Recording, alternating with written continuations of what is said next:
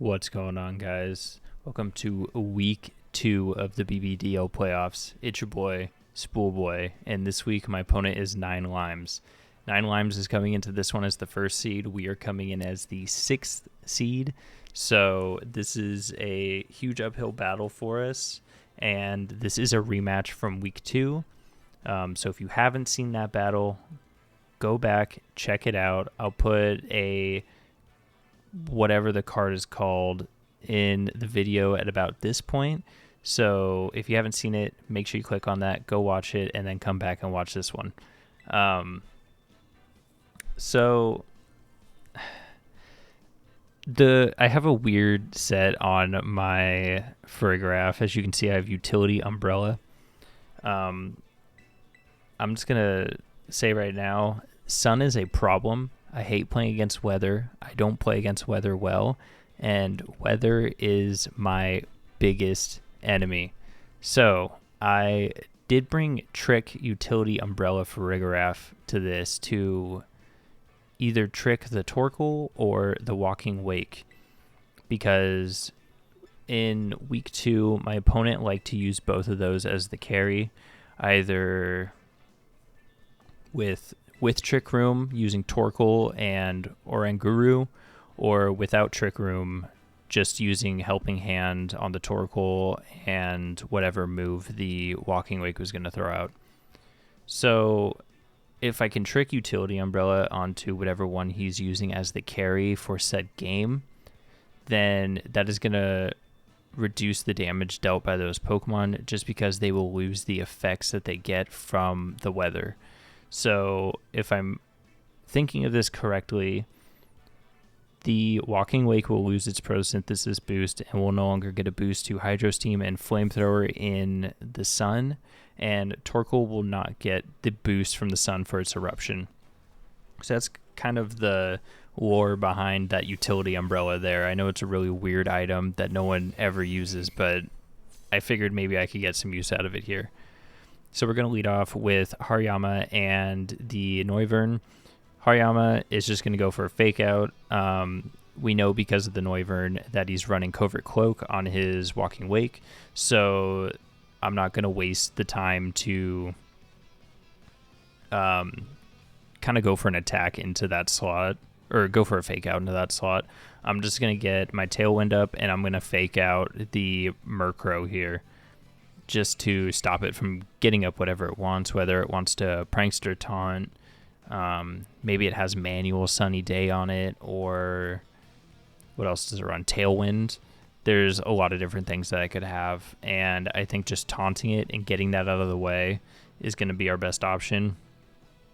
I don't remember what the item is, but I do believe it was Focus Sash.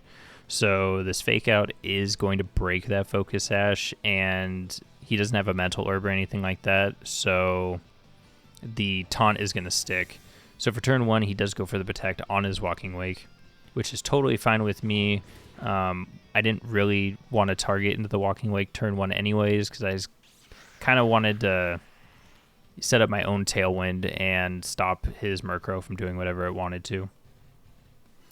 So with Tailwind set up, we are now much faster than everything on his side with Noivern. Unfortunately, Hariyama is super slow, so we're not really going to get any mileage on it there with the Tailwind boost. But we are, let's see, I do believe I was Guts this week, just in case he did want to burn, but I did not bring Flame Orb. Instead, I brought a Citrus Berry, just to kind of increase the survivability on my Hariyama. I am like max Spadef, max attack on it, so if I can live just like a hit or two from the Walking Wake and be able to deal some damage back to it, that's as ideal as it gets. And we do hit the Draco Meteor there, and the Draco is going to be enough to bring it down to half, and with a Drain Punch that's going to leave it at pretty much no HP. So we're looking really good there for our first 2 turns. He does paralyze the Noivern, which is okay. We do still get our Draco off despite of it. And he does hit with Dragon Pulse, which surprisingly wasn't enough to knock out my Noivern. But I did have Focus Sash just in case, so worst comes to worst, it just gets brought down to its Sash there. And I do elect to protect the Noivern here just in case, just to keep it alive for one more turn. And I do believe he is gonna, I think I predicted him to protect the Walking Wake here. So I instead go for an attack into the Murkrow. And the Murkrow does go for U-turn into the Noivern, just trying to knock it out and keep up a little bit of momentum. But since we did protect and our protect did go off, we do Drain Punch the Murkrow and get the knockout there. So now we don't really have to worry about either Tailwind or whatever else that Murkrow might be carrying with it. So far, the kind of main threats on his team, one of the main threats on his team is pretty heavily damaged, and he does send in the Chi-Yu here. Now with the Paralysis and us having Tailwind up, I do still believe we're faster because I think it just negates the Tailwind. So I am just going to go for one more Draco here in case he decides to not protect his Walking Wake, just to get a knockout there. And then I'm debating on whether or not I want to Terastallize right off the bat here. I do believe I need the Terastallization to be able to live and overheat from the Chi-Yu if that's what it decides to go for. But I think if I'm able to get a Drain Punch off on it, I should be able to knock it out. But I actually do just decide to switch out here to keep that fake out pressure for later on, and just send out the Gyarados here. Now, Gyarados has Intimidate because he did have some physical mons that could have possibly been brought to the game. And I kind of wanted to... I wanted to have an option for the physical mons because my team is heavily specially defensive because of both the Chi-Yu and the Walking Wake, along with the Torkoal and the Oranguru. There's a lot of threats on the opposite side of the field for special. So we are Intimidate just in case he did bring a physical attacker. And we're I want to say we're Terraflying, Terra Blast. I don't exactly remember. But we are just going to go for the Waterfall into the Chi-Yu, and we're going to fake out the Pokemon, the other one, the Walking Wake, just to take that knockout if he decides to not protect this turn. He hasn't protected in the last 2 turns, so a protect could definitely come off here just to preserve it a little bit longer. And he does go for the protect onto his Chi-Yu. But we are just going to take the knockout onto Walking Wake with the fake out there. So Gyarados is just going to use Waterfall into a protect. So really we don't lose a whole lot on that turn. We don't lose anything on that turn. We just gain the knockout that was kind of sitting there for us. And we do get to see what the final Pokemon is that he's got in the back. And it is the Sandy Shocks. Now, I was really surprised that Torkoal didn't come in game 1 just because of how devastating the Torkoal is. That thing just kind of ran through my team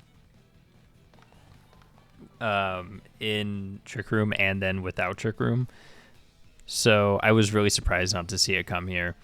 But I do just decide just to go on the offensive here. The Sandy Shocks is going to take the knockout onto Gyarados with a Thunderbolt, which I'm okay with. The Gyarados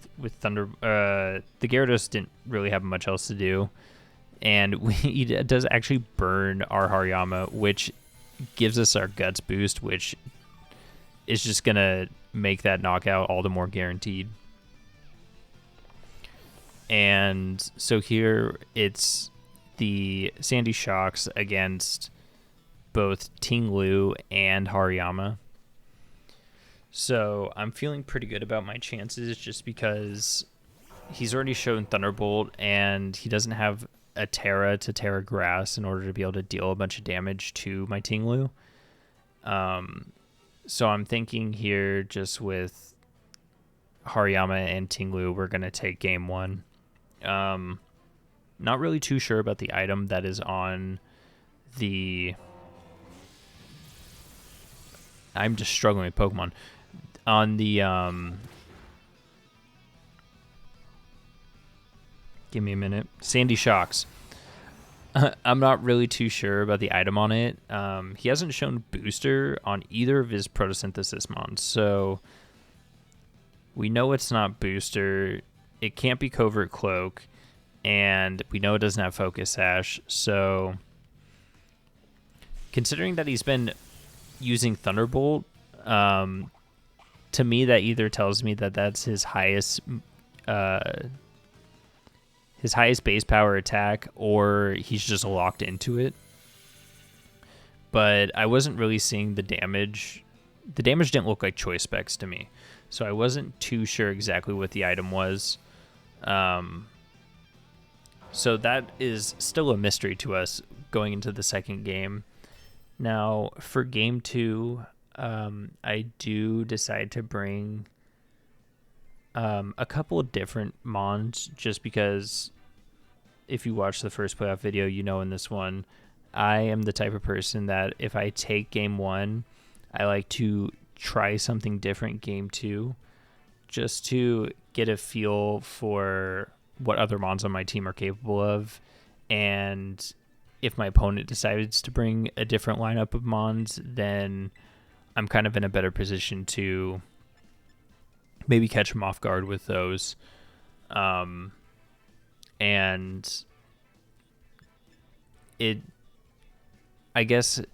don't really preserve information doing that, using different mons, but I don't want them getting too used to playing against one set of mons. I kind of want to show that all of my mons are here for a reason, and all of them can be brought no matter what.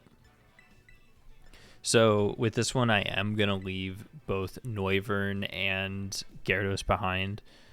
Noivern I'm leaving behind because I think he might try the Trick Room with Oranguru and Torkoal this time around.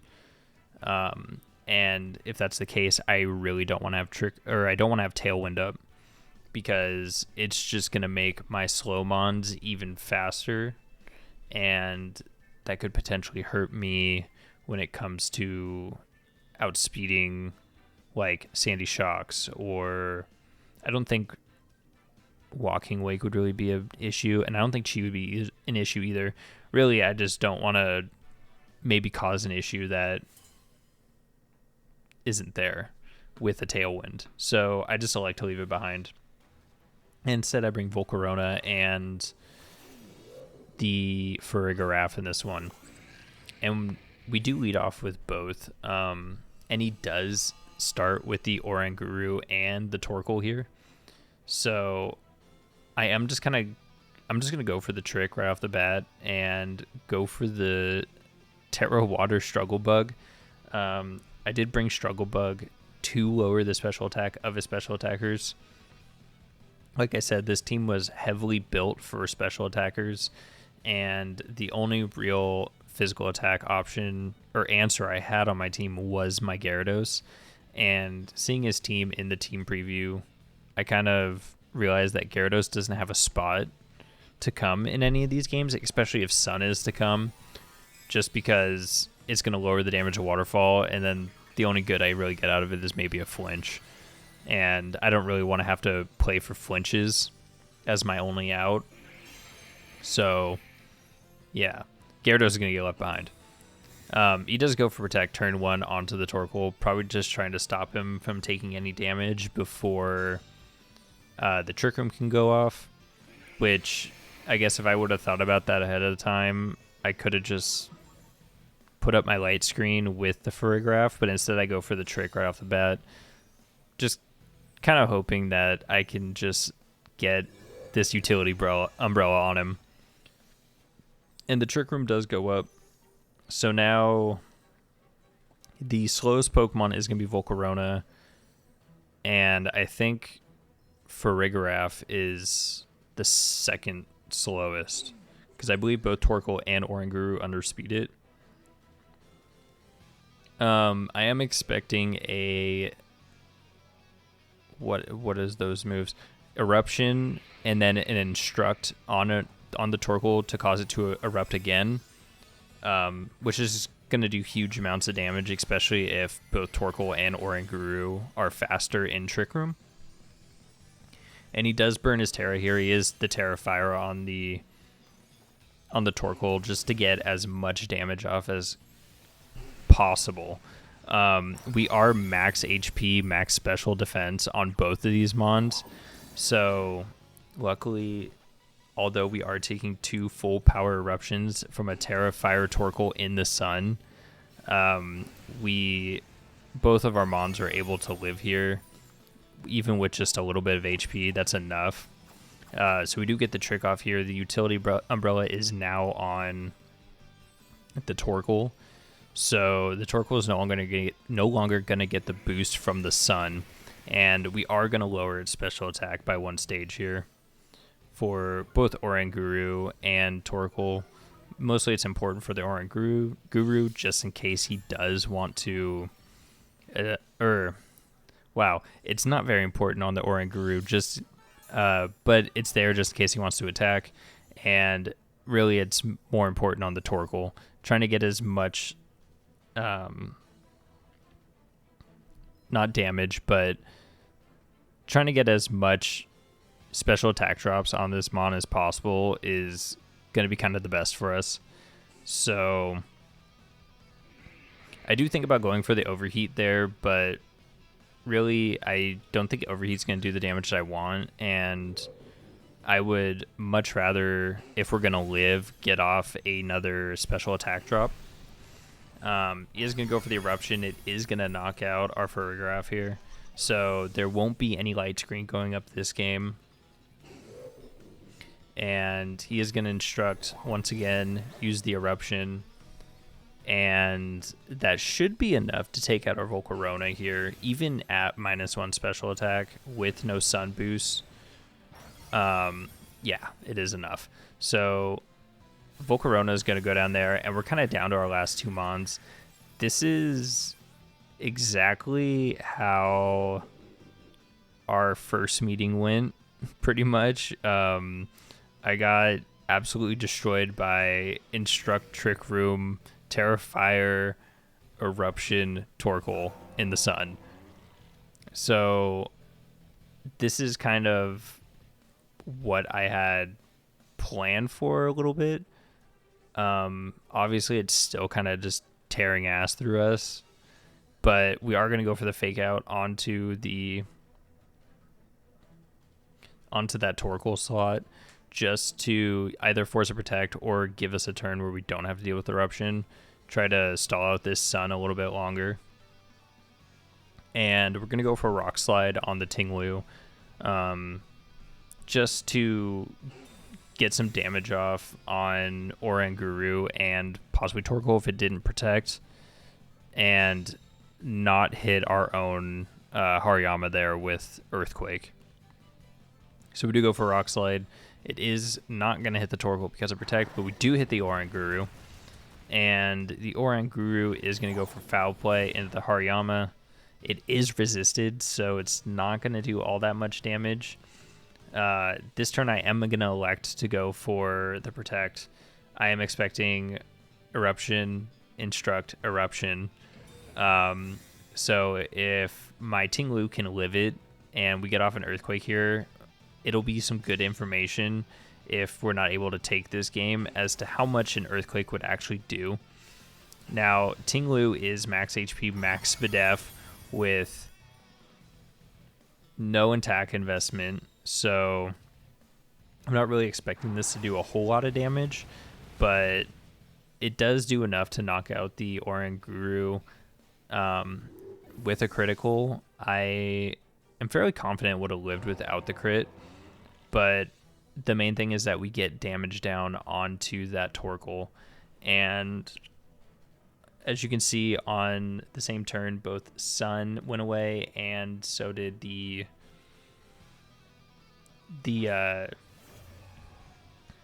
oh my goodness, Trick Room. The Trick Room went away. And so Walking Wake's can come out here, and now enemy number 1 is 100% this Walking Wake.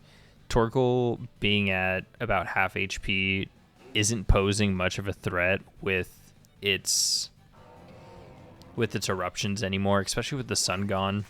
Well, the Sun didn't even matter because it had utility umbrella. So it is just going to go for the Helping Hand and Hydro Steam into our Ting-Lu. Our Ting-Lu takes that like a champ, and we do get a Drain Punch off onto the Walking Wake there. So I'm fairly confident that my Ting-Lu is just going to be able to sit on the field against this Walking Wake and the Hariyama, and the Torkoal. Hariyama's my Pokemon. We are just going to go for the Protect Earthquake here. I'm not too worried about a Helping Hand Hydro Steam into my Ting-Lu just because of how well we took it the first time. And I do, if possible, want to be able to knock out this Torkoal just to stop it from getting the Helping Hands off. So they're going to go for the Helping Hand Hydro Steam again. We do take it and live. And we do get the Earthquake off. With the protection from Hariyama, he's not going to take any damage. And we are going to miss the knockout on both of them by just a little bit. So our no attack investment is really showing here. And it's kind of hurting us. So I'm kind of debating on who I want to take the knockout on.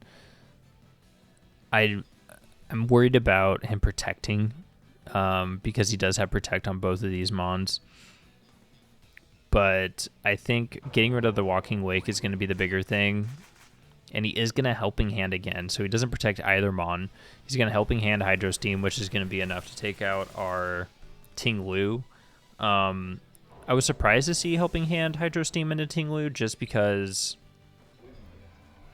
I thought for sure, well, maybe my opponent wasn't too sure if just a raw Hydro Steam without any boosts or anything would be enough to take out Ting-Lu just because of how bulky it is. But I do believe it would have been enough.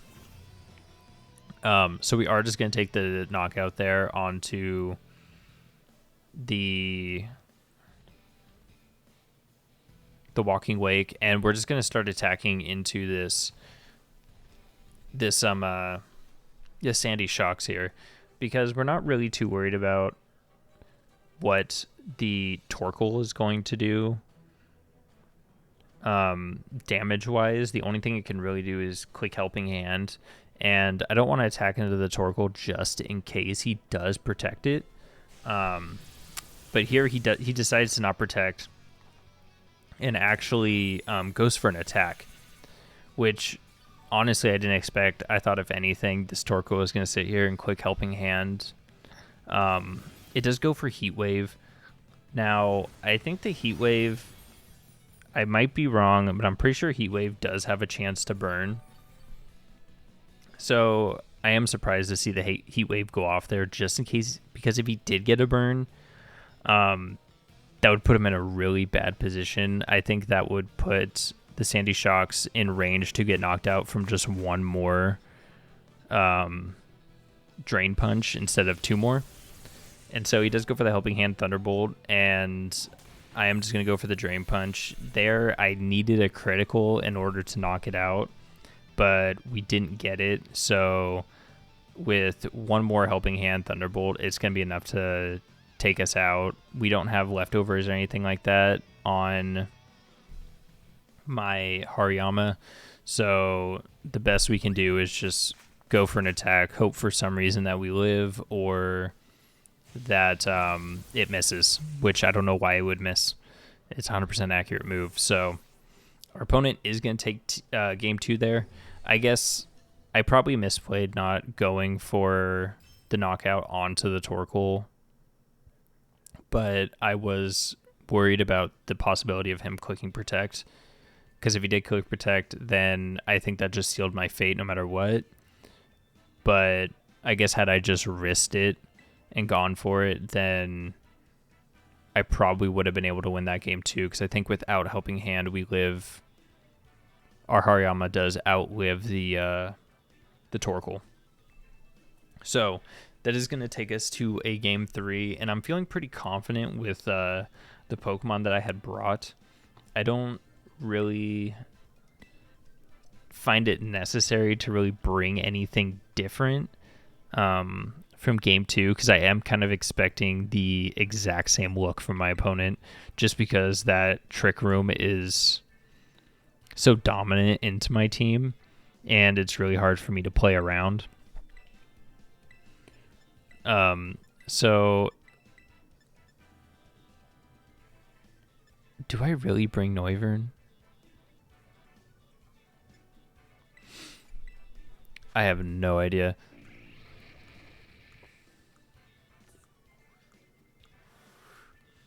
Honestly, I'm reliving this for the first time in like 2 weeks, so I'm just as surprised as any of you are.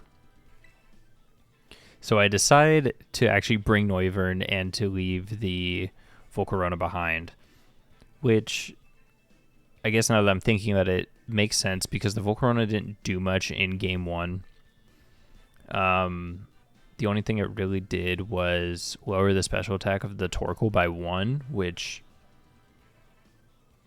honestly didn't do much. Even with the Terra Water, it still got knocked out fairly quickly from those eruptions. So bringing Noivern here, I guess, gives me some more pressure off the bat against the Oranguru, and I can figure out what item the Oranguru is carrying with the Frisk. And we do see the Mental Herb here, so tricking the Oranguru is now off the table. There is no reason to attempt to trick the Oranguru.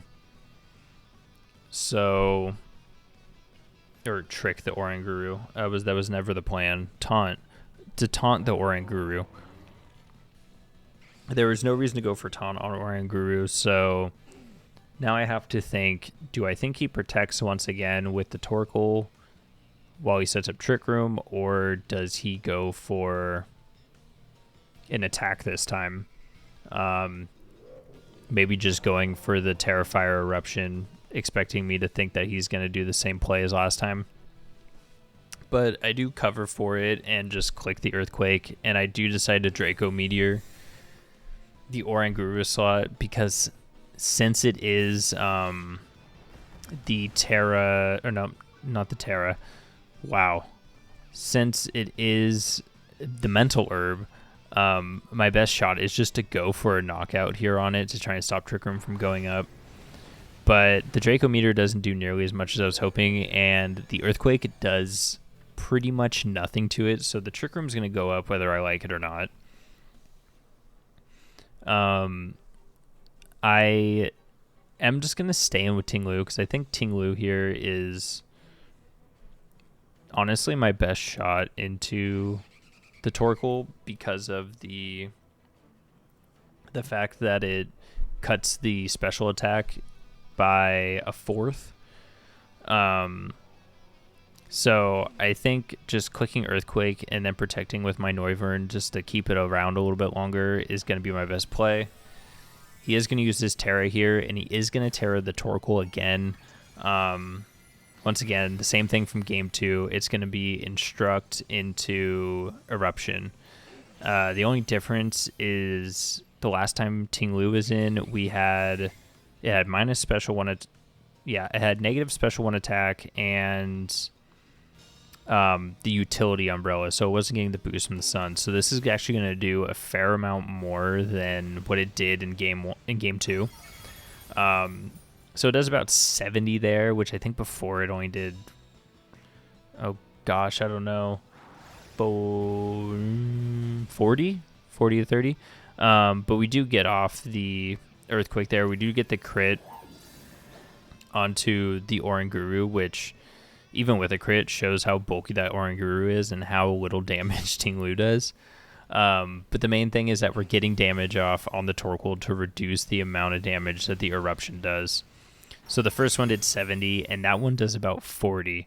So as you can see, that damage that the about 45% damage that we got down on the Torkoal is making a huge difference damage-wise. And after seeing that, I do feel pretty confident that my my Farigiraf is going to be able to live these hits coming from the Torkoal if I were to switch it in. But I do decide to stay in and just kind of, I want to get the knockout on this Oranguru, because once the Instruct is gone on the Oranguru, then the damage that Torkoal is able to do is going to drop off significantly. And he does elect to protect there. And does Encore my Noivern, which honestly really isn't too bad for me. My Noivern is already at -2 special attack, so its offensive pressure really isn't all that prevalent. It does stop me from setting up Tailwind and then also taunting, but I don't really think that's too big of a deal in the grand scheme of things. So I am okay with not being able to Draco Meteor there, because it would have just hit into a protect. So honestly, it wouldn't have done anything. So this next turn, we are just going to be able to protect with him. And Ting-Lu, I do just decide to go for Earthquake, get as much damage off as possible, and I'm just going to protect my Noivern here. Oh, I do blow tear here. So here I am tearing. We saw how well I was able to take the Helping Hand Hydro Steams from super effective damage. So tearing into the Fairy type here is going to stop us from taking that super effective damage, which I believe the damage should roughly come out to almost the same in the Sun with the boost from the Hydro Steam. But the Earthquake is going to be nice. It's going to get chip on both of these Pokemon, and if he ever wants to click Eruption again, it's going to lower the damage of that Eruption once more. And yeah. See, now we'll never know, because it was a crit, but we did live the crit. So tearing there was the right choice, because otherwise Ting-Lu would have been lost. And keeping Ting-Lu around is, even for just one more turn, is huge for us. I am considering going for the Ruination into the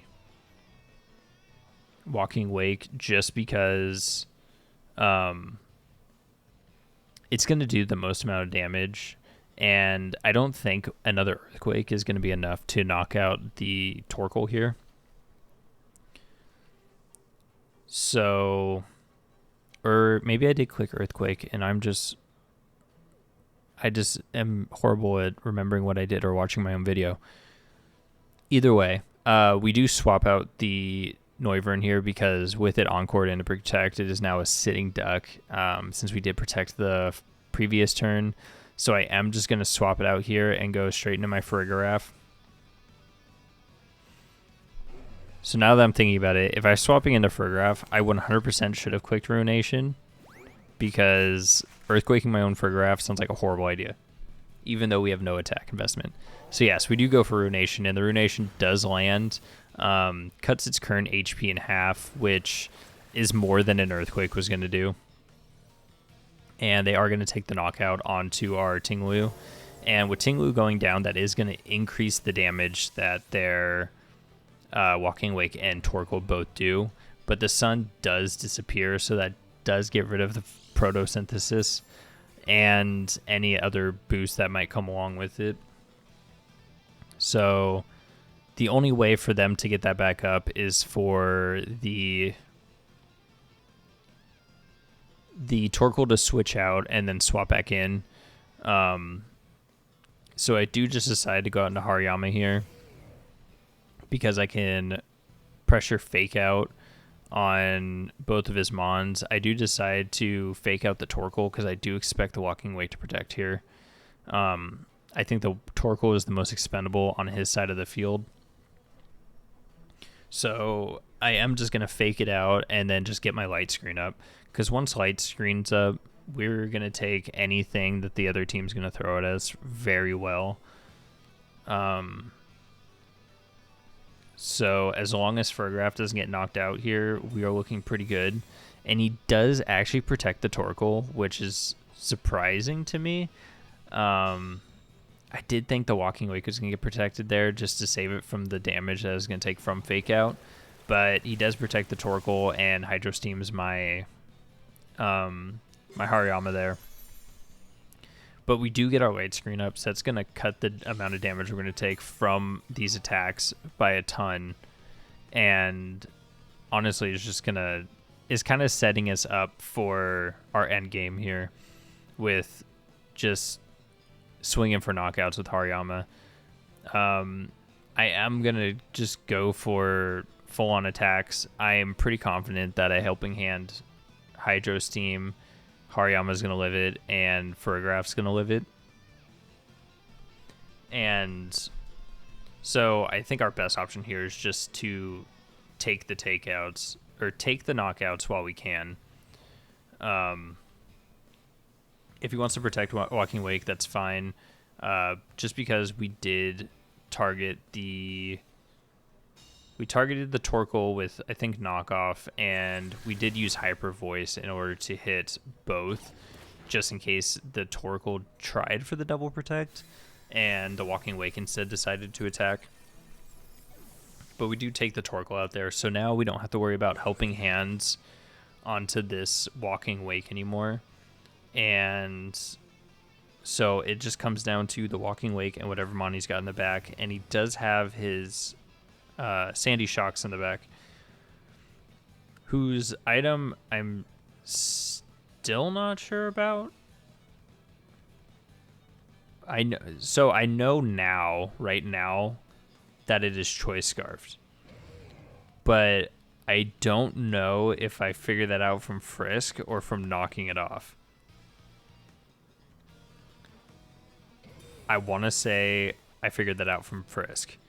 So maybe that information's already been kind of displayed here. But I do just decide to protect my Hariyama because my Hariyama is my big damage dealer. And I want to keep it around as long as possible and just kind of let Furgraf get some damage off with a Hyper Voice. It's almost going to be enough to knock out the Walking Wake. And, I mean, does a little bit of chip damage to the